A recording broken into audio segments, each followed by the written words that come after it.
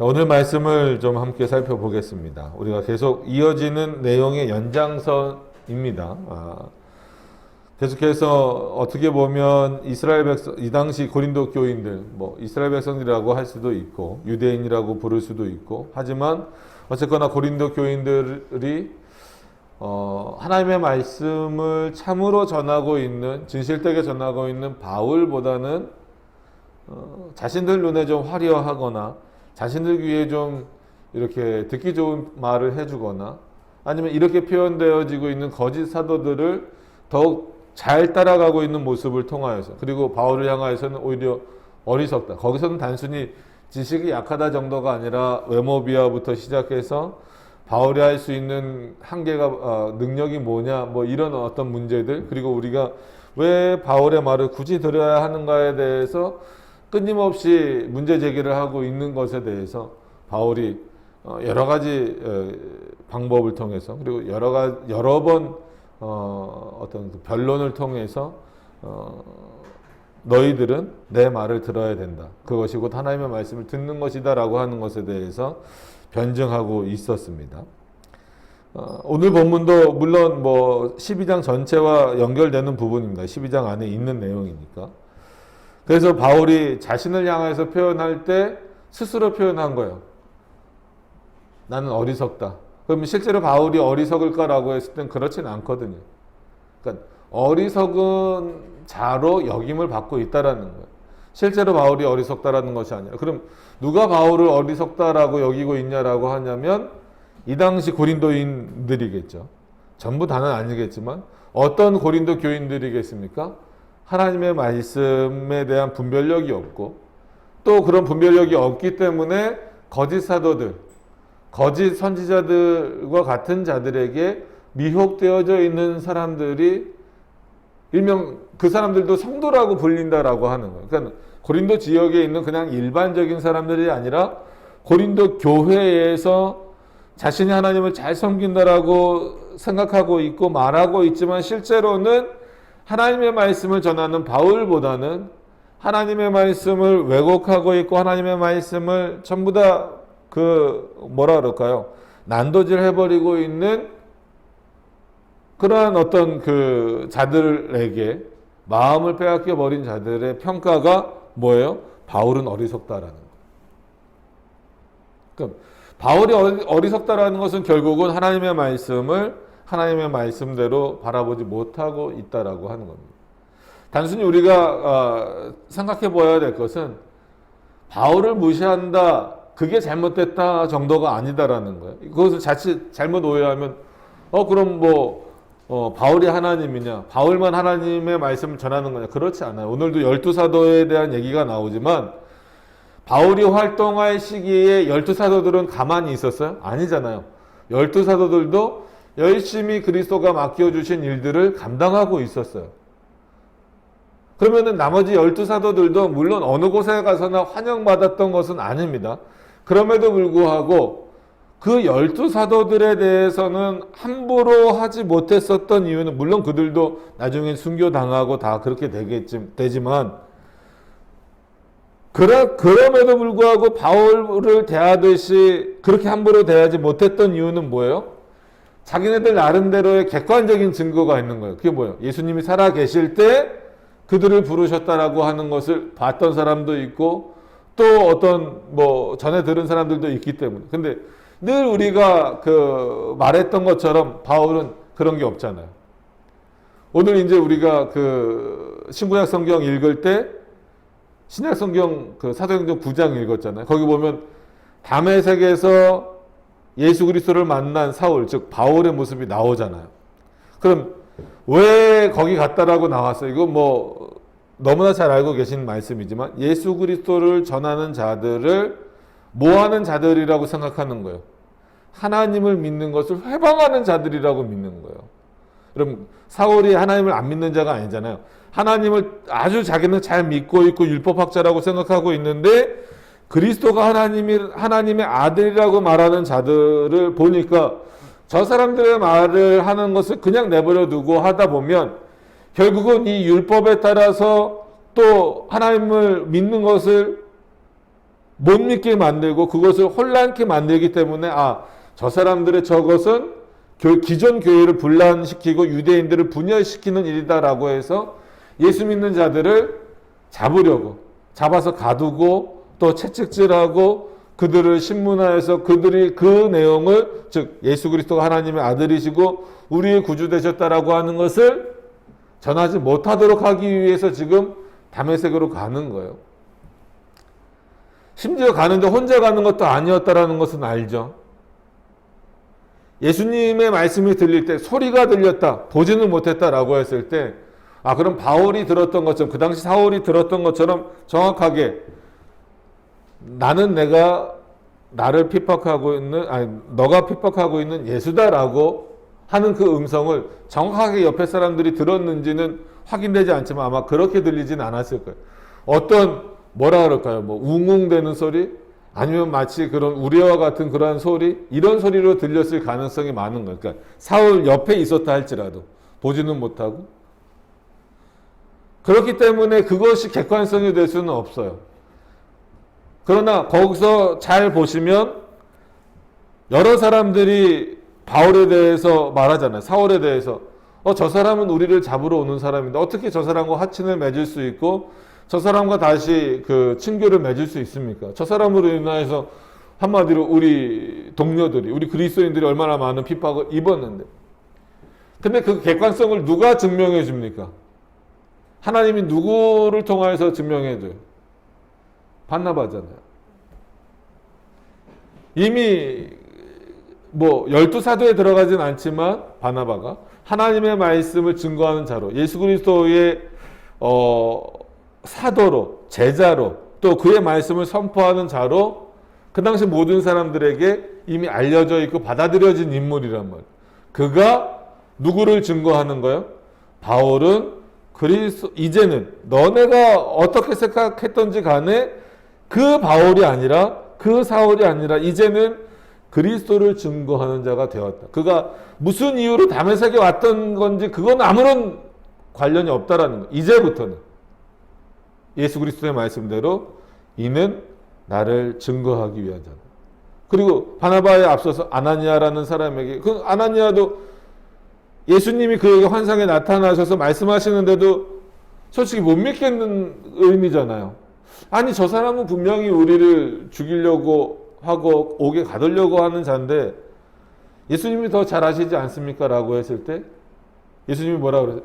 그 누구보다도 나를 더 잘 증거할 것이고 그 누구보다도 그것을 증거하는 것 때문에 많은 고난과 핍박 가운데 있을 것이다라는 거예요. 거기에 아나니아는 아무런 토를 달지 않았어요. 바울의 어떠함, 여태까지 사울이 어떻게 살았는가에 대해서 어떤 이유도 붙이지 않고 누구의 명령으로, 하나님의 명령으로 믿고 사울에게 가서 안수하고 세례 주는 그런 모습을 보게 됩니다. 그래서 어떤 면에서는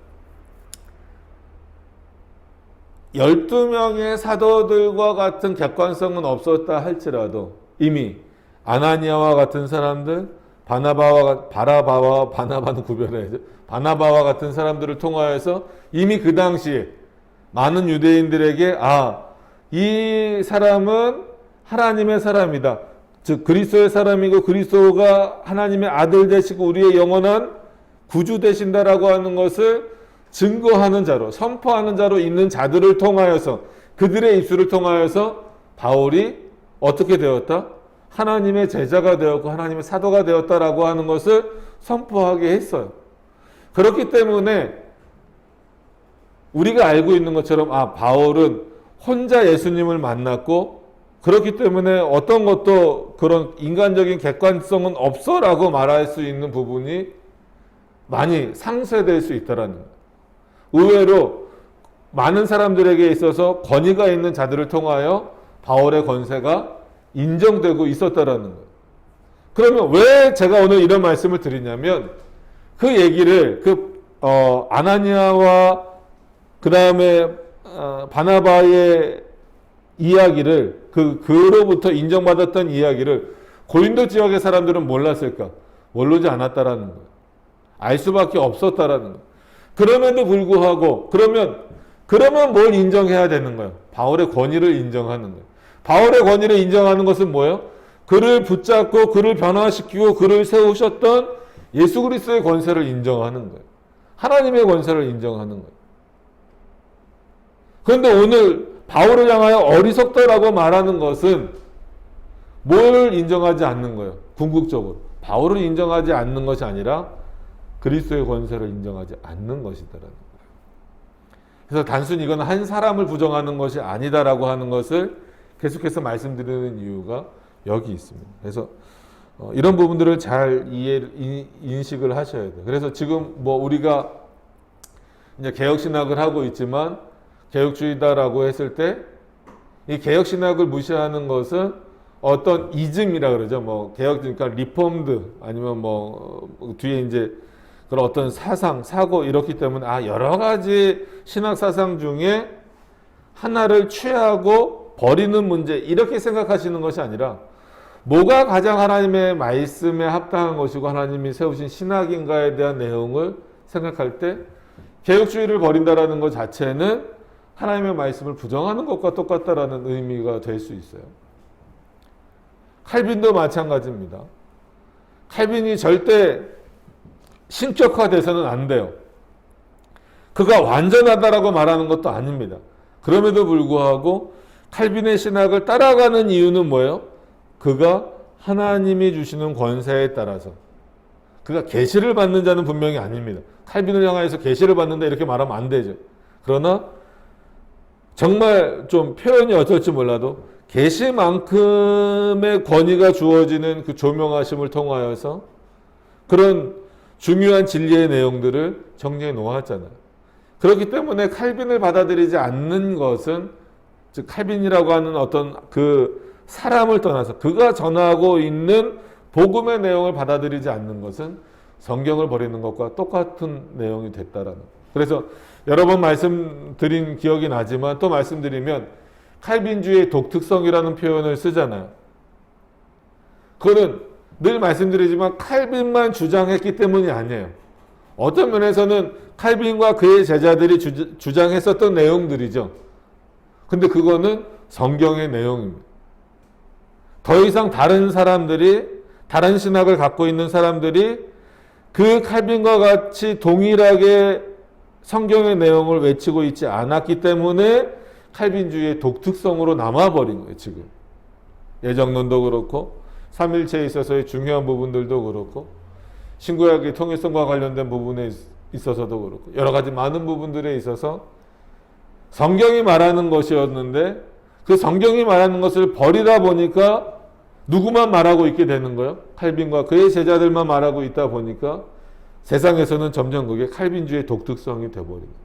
왜 이런 말씀을 드리냐면 뭐 어떤 면에서는 약간 비약적인 비유다라고 말씀하실 수도 있겠지만 바울도 마찬가지예요. 그럼 이 당시에 바울의 독특성은 뭐였을까요? 바울이 열심히 고린도 지역으로만 한정을 합시다. 12제자들이 있긴 하지만 고린도 지역으로만 제한을 하면 바울이 전하는 내용은 바울의 독특성입니까? 성경 말씀입니까? 하나님의 말씀이에요. 근데 그 당시에 바울을 어리석은 자다라고 말하게 만들고 또 그 당시 고린도 교인들 고린도 교인들을 혼란케 만들고 신앙적으로 혼란케 만들고 오염시켜 버린 자들은 바울이 전하는 말을 뭐라고 말해요? 성경 말씀이 아니라 즉 하나님의 말씀이 아니라 저 바울이 특별하게 말하는 것이다. 저 바울만 말하는 것이다. 이렇게 만들어 버리는 거예요. 그러니까 마치 바울은 어떤 인물이 돼버린 겁니까? 하나님도 모르는 자, 성경도 모르는 자가 돼버립니다. 그런 차원에서 바울을 어리석다라고 비난하게 되는 거예요. 여러분, 바울은 독특한 것을 얘기하는 인물이 아닙니다. 성경을 말하고 있는, 예수 그리스도를 말하고 있는, 예수 그리스도가 우리의 구주 되시고 예수 그리스도가 하나님의 아들 되심을 말하는 것이 독특성이에요? 아니잖아요.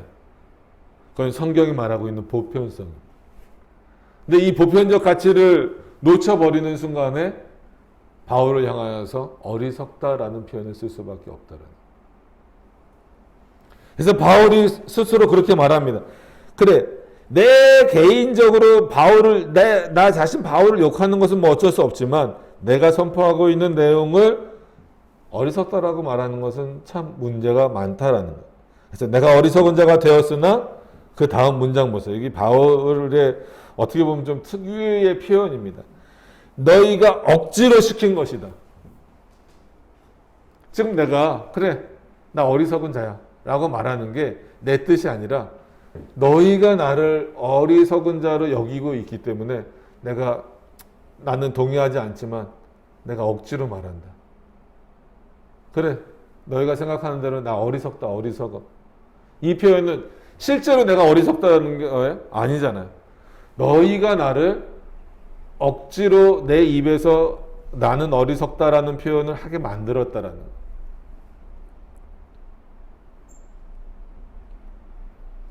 그런 거죠. 가끔 뭐 이게 올바른 예일지는 잘 모르겠지만 그래 난 그런 사람이야. 내가 잘못한 거 그래 내가 잘못했네. 그거는 자기가 진짜 잘못했다라는 거예요? 아니죠. 난 잘못한 게 없는데 너가 하도 그렇게 얘기하니까 그래 그럼 내가 잘못한 거네. 이런 논리가 돼버리는 거예요. 바울이 나는 어리석은 자다라고 말했을 때 그건 하나님 앞에서 늘 우리가 서 있을 때 우리는 어리석은 자고 부족한 자지만 사람들 앞에 그 말씀을 선포하는 자로 있을 때 어리석다라는 그 표현은 실제로 어리석어서가 아니라 너희가 나를 그렇게 여기기 때문이더라. 그러니까 지금 이 내용은 뭐예요? 자기 자신을 그렇게 비난하는 것에 대하여서 잘못했다라고 말하는 거예요. 근데 이거는 혼자 자존심 상해서 그렇게 표현하는 것이 아니라 너희가 나를 어리석다라고 비난하는 것이 얼마나 하나님의 말씀을 왜곡하는 큰 잘못인 것을 알려주려고 지금 이런 표현을 쓰는 겁니다. 그래서 너희가 억지로 시킨 것이니 내가 너희에게 칭찬을 받아 마땅하도다. 솔직하게 말하는 거예요, 바울은. 그럼 여기서 바울을 칭찬한다라는 의미는 뭐겠어요? 그러니까 바울을 향하여 어리석다라는 표현에 대해서는 이제 어느 정도 좀 설명을 드렸어요. 계속 드렸지만 그가 하나님의 말씀대로 전하지 않는다라는 게 어리석다라는 의미라면 나는 칭찬받아야 된다라는 의미는 뭐예요? 내가 전하는 말은 참된 하나님의 말씀이다라는 거예요. 그래서 바울의 선포의 내용을 하나님의 말씀으로 받아들이지 않고 그리스도의 말씀으로 받아들이지 않으면 안 된다라는 의미가 있죠. 자기를 좀 높여달라 이 정도 수준에서 지금 말하는 게 아니에요. 나를 자랑해달라, 나를 칭찬해달라, 나는 너희에게 칭찬을 받아 마땅하도다. 이런 표현은 바울 스스로가 나를 좀 높여줘라, 왜 나를 자꾸 무시하냐, 이 정도 표현이 아니다라는 거예요. 물론 어떤 면에서는 그런 내용도 포함이 되어 있습니다. 왜냐하면 실질적으로 바울을 무시하는 일들이 많았으니까. 그렇잖아요. 누구를 무시하게 되면 그 사람 말 듣지도 않습니다. 그죠? 그 사람에게 관심도 없어요.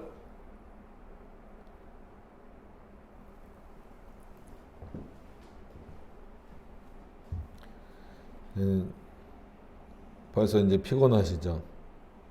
눈을 감는 분들이 상당히 많이 계십니다.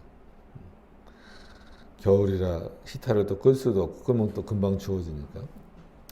자, 칭찬을 받아야 마땅하도다.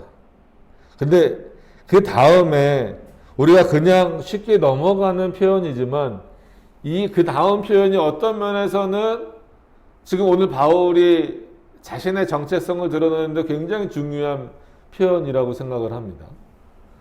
보면 내가 아무것도 아니나. 여러분 이게 바울이 하나님 앞에 있는 모습이에요. 어리석다, 나는 칭찬받아야 된다, 이걸 다 떠나서 지금 바울이 말하고자 하는 것은 나는 아무것도 아니다라는 거예요. 여러분 바울이 아무것도 아니다? 나는 아무것도 아니다?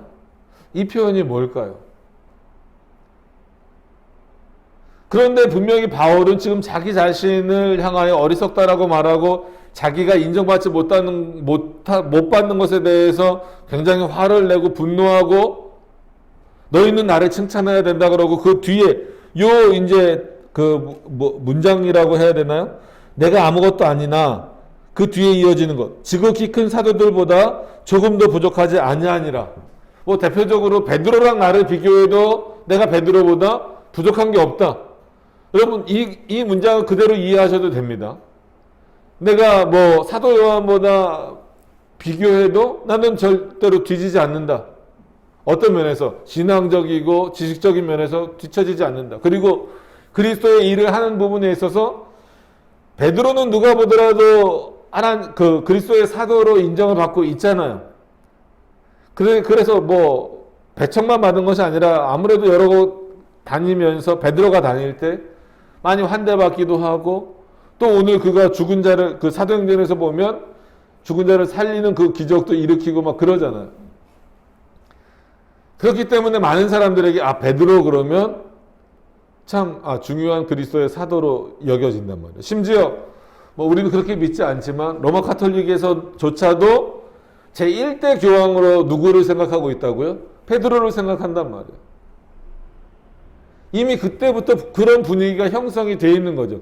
심지어 예수님이 이 땅에 계실 때에도 예수님이 직접 그렇게 말씀하시진 않았지만 그 당시 모든 사람들 그리고 제자들 스스로도 예수님의 수석 제자는 누구야? 베드로야 라고 인정할 정도의 분위기란 말이에요. 바울이 지금 그러는 거예요. 그럼 베드로랑 나랑 비교해도 내가 뒤처지지 않는다. 그러니까 앞에 나는 어리석지 않고 너희가 나를 칭찬해야 된다. 왜냐하면 나는 너희가 알고 있는 여러 사도들과 큰 사도들, 그러니까 이거 12사도들 중에서 크다 작다를 나누는 게 아니라 진짜 말 그대로 너희가 생각하는 그런 큰 사도들과 비교해서 내가 뒤처지지 않는다. 그들과 비교해서 내가 부족한 것이 전혀 없다. 이런 표현이에요. 그러니까 이렇게만 표현해도 솔직히 문제될 건 없어요. 지금 바울의 상태에서는. 어떤 의미인지 아시겠습니까? 근데 어쨌거나 그렇게만 표현한다고 하면 자칫 잘못하면 바울은 어떤 인물처럼 비춰질 수 있어요. 자기 스스로 바울도 결국은 똑같구나. 자기 혼자 높아지려고 하는구나. 이제는 비교할 대상이 없고 자기의 억울함을 풀기 위해서 12사도들을 다 끌어들이고 있구나. 그리고 끌어들이는 정도가 아니라 내가 그 사람들보다 부족한 것이 없다. 그 표현에는 내가 그들보다 더 나을 수도 있다. 이런 표현까지도 포함되어져 있는 건데. 그럼 마치 바울은 자기 자랑 이것에 그냥 확 뭐라 그럴까요? 확 이렇게 들어가 있는 사람처럼 보인다라는 거예요. 근데 바울은 뭐라고 말해요? 내가 아무것도 아니나. 그래서 이 표현이 중요한 거예요. 코를 고네, 코를 고네.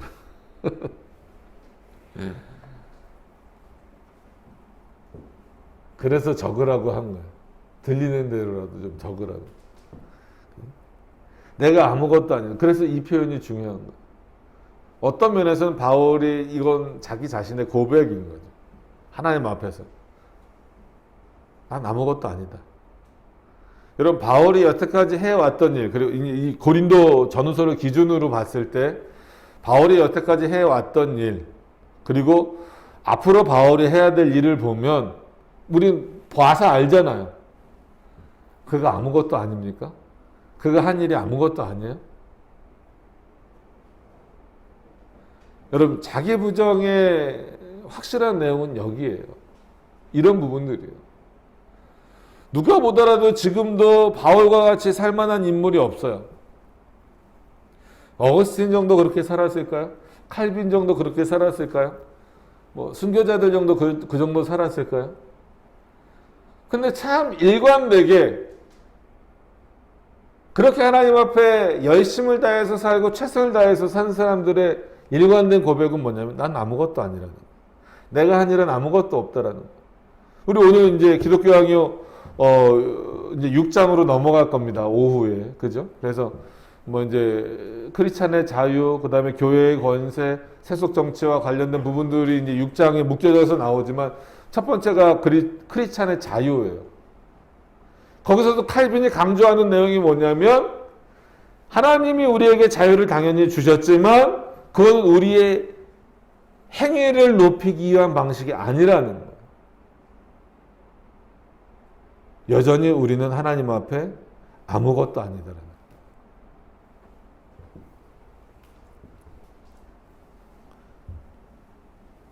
거예요. 그래서 이 부분을 꼭 기억하세요. 내가 아무것도 아니나.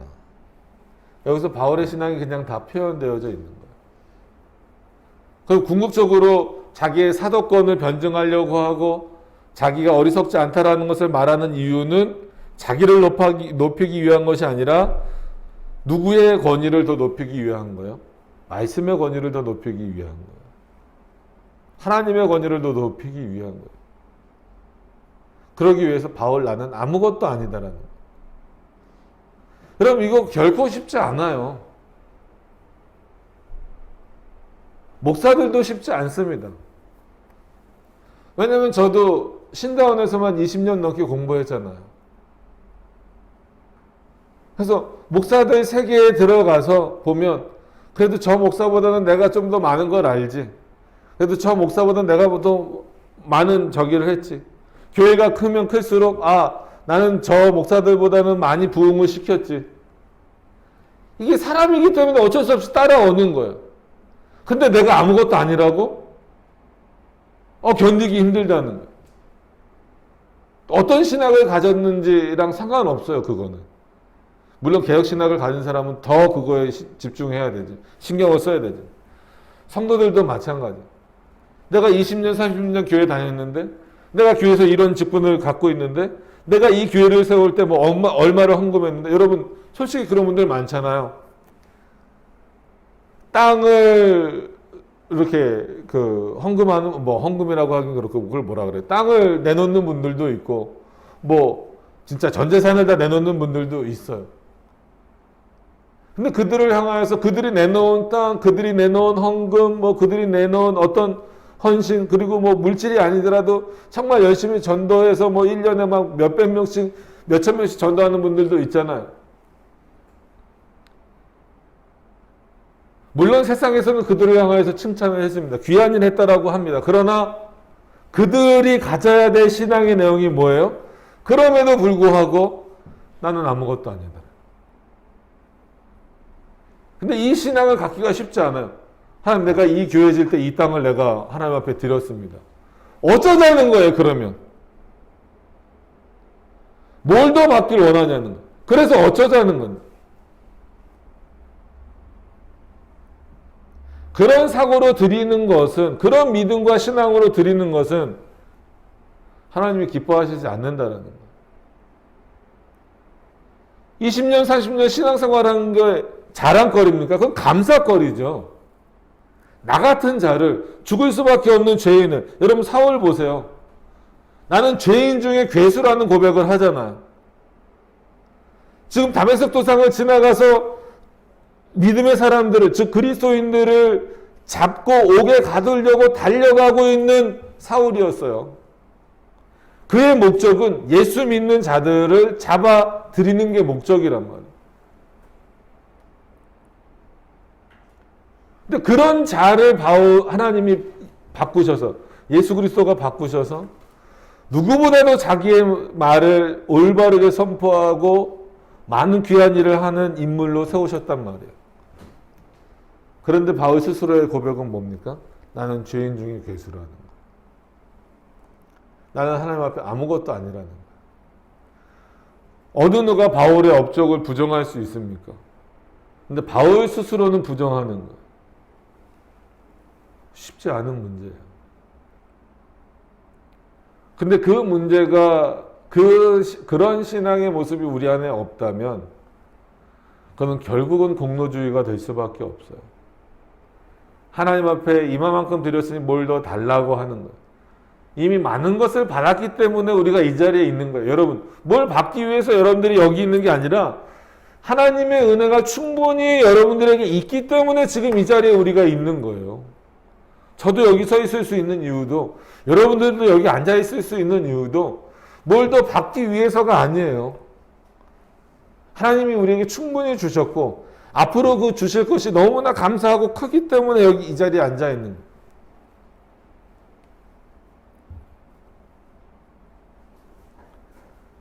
그러면서 바울이 또 이어갑니다. 사도에 표된 것은, 왜냐하면 이게 계속 문제가 되잖아요. 아까 말씀드린 대로 아나니아가 증거해줬고 바나바가 증거해줬는데도 불구하고 많은 사람들이 믿지 못하는 거죠. 믿지 못한다라기보다는, 믿지 못한다라는 건 거짓말보다 잘못된 표현인 것 같고 인정하지 않는 거죠. 이게 참 어떤 면에서 보면 이것도 교만입니다. 그죠? 너는 예수님이 직접 세우시지 않지 않았느냐? 이 이유만 되는 거예요. 이것이 사실, 사도를 세우는데 그것이 사실이라고 한다면 또 하나 모두 사실이에요. 모두 객관성이에요. 바나바가 인정해 준 것도 아나니아가 인정해 준 것도 객관성이어야 되는 거예요. 그리고 언제가 말씀드린 것처럼 우리는 인간의 객관에 따라서 사는 사람들이 아니라 하나님의 객관에 따라서 사는 사람들이다라고 말씀드렸어요. 그럼 참된 믿음과 온전한 믿음을 가졌다라고 한다면, 그리고 그가 전하는 내용이 하나님의 말씀과 즉 성경과 다르지 않다라고 한다면, 그가 다메섹 도상에서 만났던 개인적인 그런 어떤, 그때는 체험이죠, 경험이죠, 그런 내용들을 부정할 수가 없었다라는 겁니다. 그것만으로도 바울의 사도의 표를 인정할 수 있어야 돼요. 근데 인정하지 못하잖아요. 그래서 바울이 한 번 더 말합니다.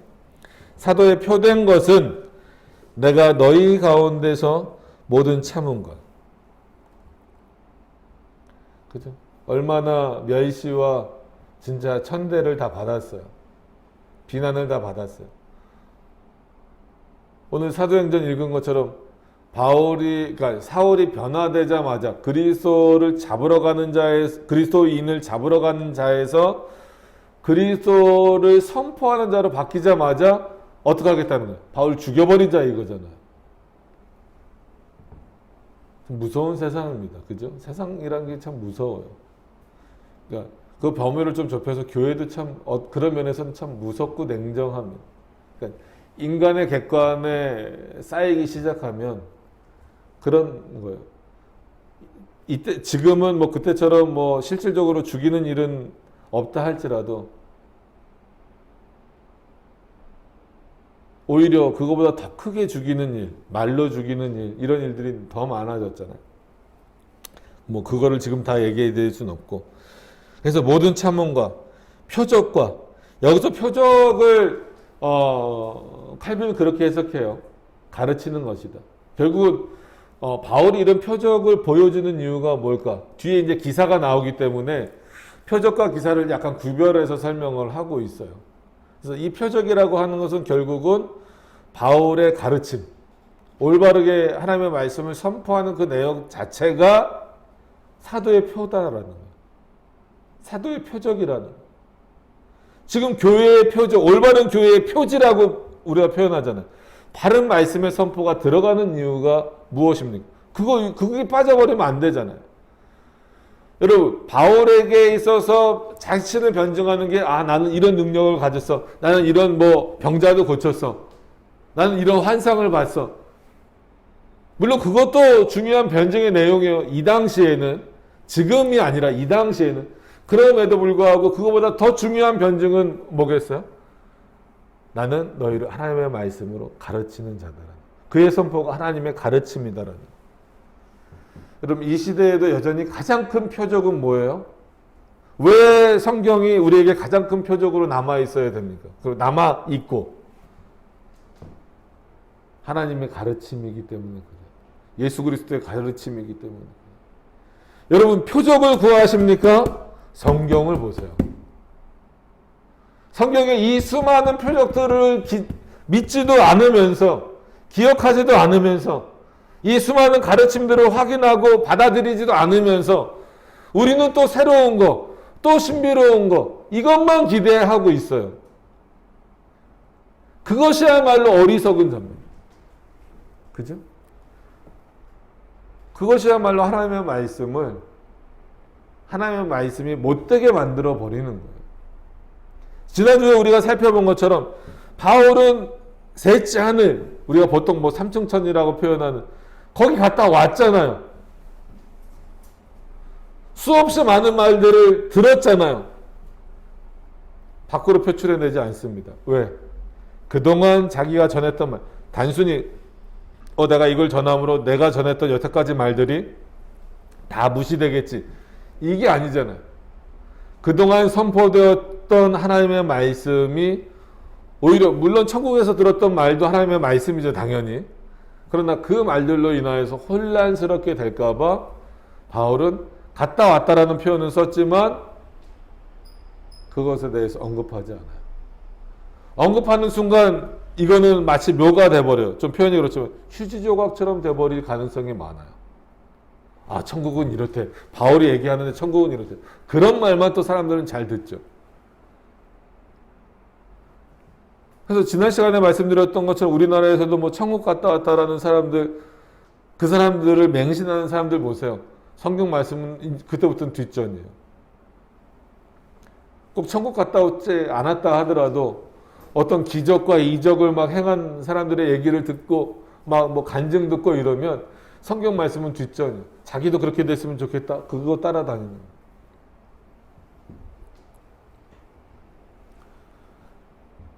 그래서 바울이 말합니다. 계속해서 표적과 기사와 능력을 행한 것이라.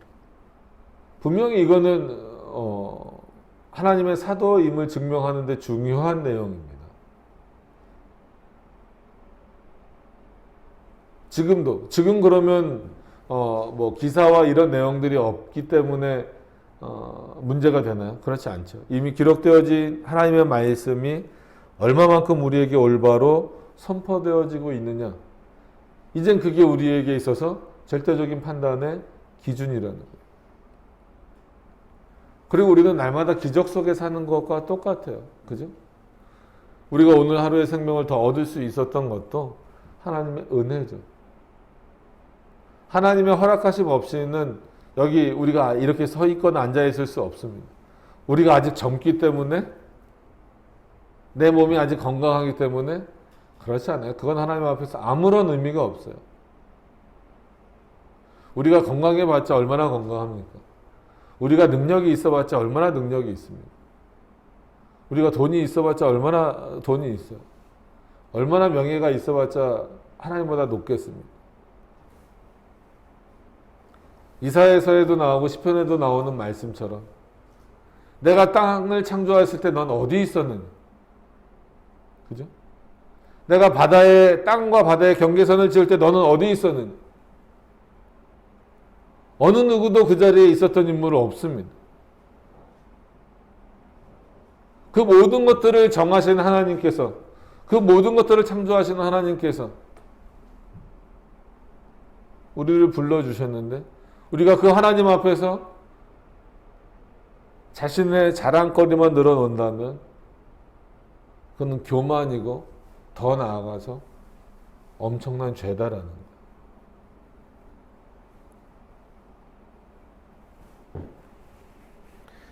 여기서 바울이 사도의 표를 말한 것은, 지금으로서 우리가 받아들일 수 있는 것은 하나님의 말씀의 증거가 결국 교회에 얼마나 중요한 증거 내용으로 있어야 하는가를 확인하셔야 된다라는 거예요. 단순히 바울이 나 좀 알아달라고 지금 증명하는 게 아니에요. 이런 일을 누가 할 수 있겠느냐? 하나님의 사도, 하나님이 세우신 사도, 그리스도가 세우신 사도 외에는 할 수 없다라는 거예요. 그게 교회다라는 거예요. 지금도 여기 고린도 교회는 내가 전한 표적과 기사가 남아있느냐 이거예요. 그것이 중요하게 여겨지고 있느냐라는 거예요. 없잖아요, 솔직한 얘기. 잃어버렸잖아요. 안타까운 거죠. 한국교회가 잃어버리고 있는 게 뭡니까? 맞아요. 표적과 기사예요. 단순히 이걸 신비롭게 이해하지 마시기를 바랍니다. 표적과 기사를 잃어버렸다라는 것은 결국 궁극적으로 하나님의 말씀을 잃어버렸다라는 거예요. 빨리 한국교회가 되찾아야 되는 것은 뭐예요? 눈에 보이는 허상들이 아닙니다. 하나님의 말씀이에요. 온전한 말씀, 올바른 말씀, 신실한 말씀. 성령 하나님께서 붙잡아 주시고 성령 하나님께서 조명하시는 그 귀한 말씀이더라.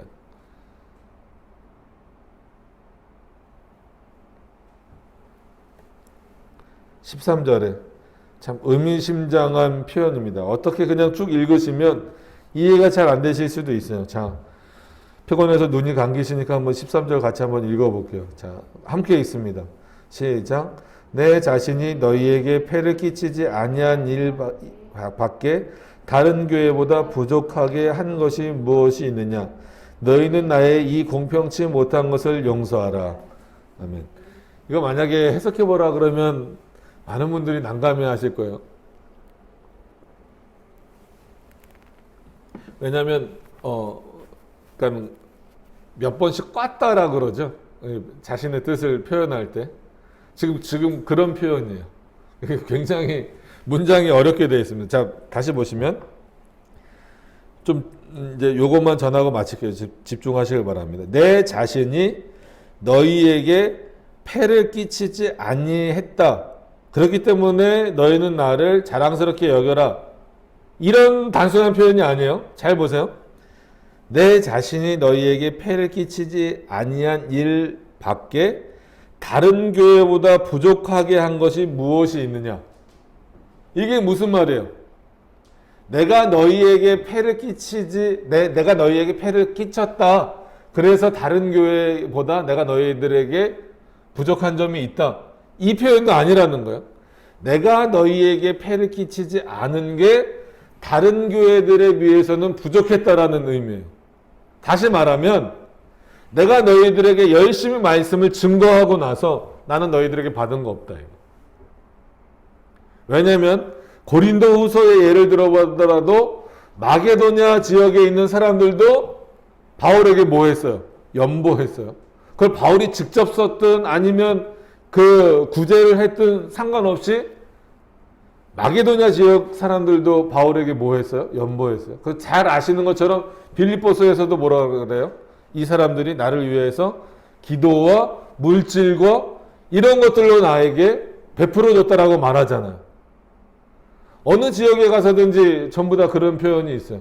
근데 고린도 지역에서는 유독 바울이 내가 너희들에게 받은 게 아무것도 없다라는 거예요. 그게 내가 너희들에게 잘못한 거다라는 거예요. 겉으로 보기엔 폐를 안 끼친 거죠. 마치 뭐 그런 표현입니다. 요즘으로 말하면 뭐 자비량 뭐 해서 내가 내 돈 내고 가서 뭐 말씀 전하고 뭐 하고 뭐 이런 것들을 자비량 뭐 선교 뭐 자비량 목회 뭐 이렇게 표현하잖아요. 마치 그렇듯이 계속 말씀드린 것처럼 다른 어느 지역보다도 경제적으로 부유했던 지역이 어딥니까? 고린도 지역이잖아요. 근데 정작 바울은 고린도 지역에서 받은 게 없어요. 왜냐면 바울이 설교하고 나 설교했으니까 나 뭐 좀 표현이 그렇지만 뭐 설교비죠. 이렇게 말한 적 한 번도 없잖아요. 오히려 다른 지역은 고린도 지역보다 힘들고 어려운 지역에서는 알아서 그 바울의 말을 듣고 그게 편지가 됐든 아니면 직접 전하는 말이 됐든 아니면 누구를 통해서 뭐 디도라든지 디도라든지 뭐 마가라든지 이런 인물들 통해서 디모데나 이런 인물들 통해서 바울의 말을 듣잖아요. 듣는 지역들이 있잖아요. 그러면 어떻게 합니까? 자발적으로 돈을 강요하지 않잖아요. 헌금을 강요한 적이 없잖아요. 그럼에도 불구하고 자발적으로 그들은 냈음에도 불구하고 그러니까 그게 어떤 면에서 보면 폐를 끼친 거다라는 거예요. 마게도냐 지역만 보세요. 여기 그 우리가 몇 장입니까? 9장에 만 보더라도 마게도냐인들은 어떤 사람들이라고요? 아주 힘들게 사는 거예요. 자기네 먹을 것도 없는 사람들이란 말이에요. 그럼에도 불구하고 그들은 어떻게 했어요? 자기 것을 드렸잖아요. 그러니까 너네 기준에서 보면 나는 그들에게 폐를 준 거다라는 거예요. 그죠?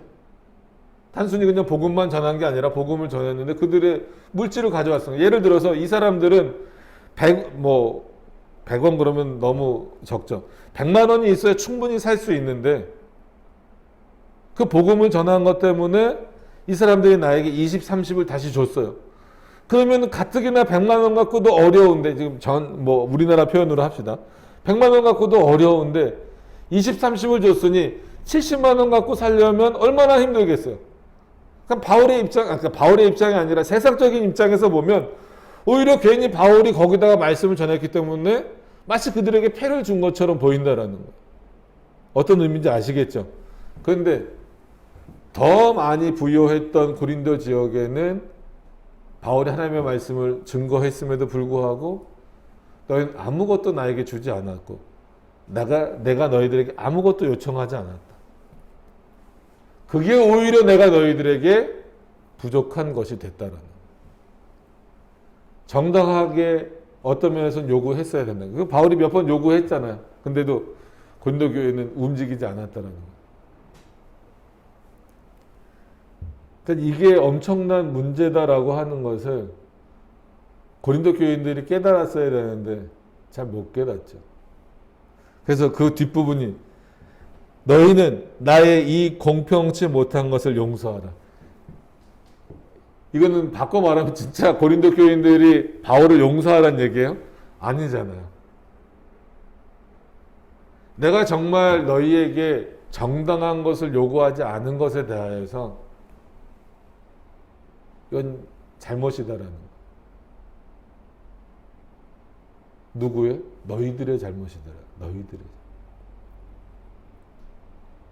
이걸 오해하지 마세요. 그러면은 말씀 전하면 무조건 돈을 줘야 됩니까? 이걸 돈이라고 생각하면 안 되는 거죠. 하나님 앞에 합당하게 드리는 것. 근데 바울이 왜 패를 끼쳤다라고 표현을 했을까요? 지금 이게 고린도 교인들의 수준이에요. 내가 가지고 있는 것을 움켜잡고 이거 내 건데 이거를 드리면 아까운데